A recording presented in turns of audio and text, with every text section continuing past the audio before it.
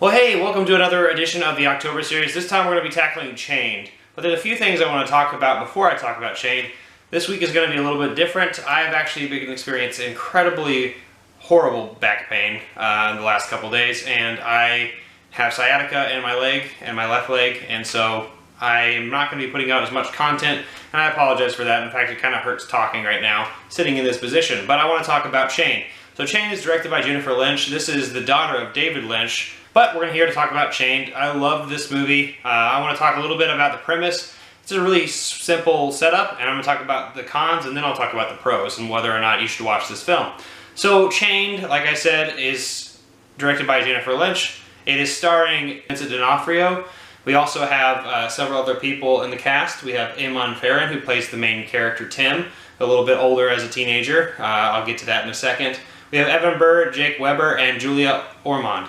So we have a pretty great little cast here from several different projects that I've recognized before. So let's just get into the premise real quick. So the premise is Tim is a 9-year-old kid with his mom who are just going out and watching a movie just one afternoon, and they get picked up by a taxi driver trying to go back home. But this taxi driver is actually a serial killer named Bob, who's played by Vincent D'Onofrio. And so we see that he does not intend to take, obviously, the mom and son back to the home. Instead, take him to his house, knocks out the mom, kills her off screen, and Tim becomes chained to this guy, more or less, into this house. And so Bob uses Tim as just a slave, more or less, or a servant, who is going to dig up the bodies, dig up the dirt, and bury the bodies that he brings home every single night, and he kills lots of girls. And so fast forward, he was 9 years old at that time, to about now he's 16 or 17 years old.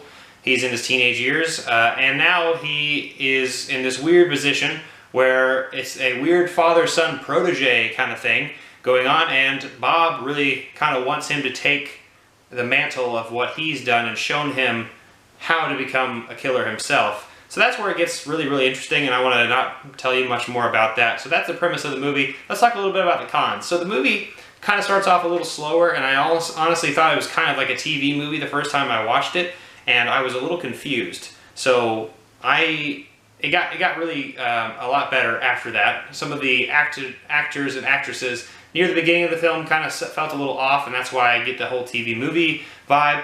And also at the same time, there's a little bit of goriness to this movie as well, which is not really my thing. Torture porn really isn't my cup of tea, but it's there, it's present, it's not overdone, so I wouldn't say that's much of a detractor.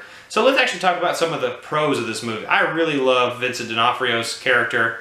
I thought he did a fantastic job of this psychotic Bob, who you see glimpses of his past and flashbacks, and you see a lot of what's going on in his past. You know, you're not fully aware of what the situation is and how he became the serial killer that he is. And you also see some great performances by the teenager of Tim, who's played by Eamon Farren. I can't remember how to say his name, but I thought he did a fantastic job as well. Although he kind of looked spacey a little bit, but obviously based on the circumstances that he was put in, of course he's going to look spacey. But anyway, I really liked the performances. I even really enjoyed the cinematography and the suspense, and all the way until the very, very end, where something I really can't get into kind of changes the tone of the movie a little bit, and I thought that was a really interesting take. And so I think you should definitely watch this movie. I think I'm going to give this movie a 3 out of 5. Chained is a good time. It's definitely worth a watch, and I would highly recommend you checking it out.